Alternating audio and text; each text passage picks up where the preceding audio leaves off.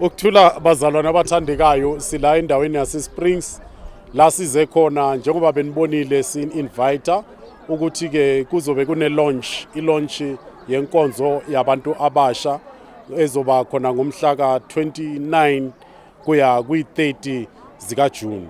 Siyanimema ke nonke ukuthi ke izani, umsebenzi uhambe kahle, ulonchiwe, abantwana banikeziwe imandate yokuthi ke benze kanjani.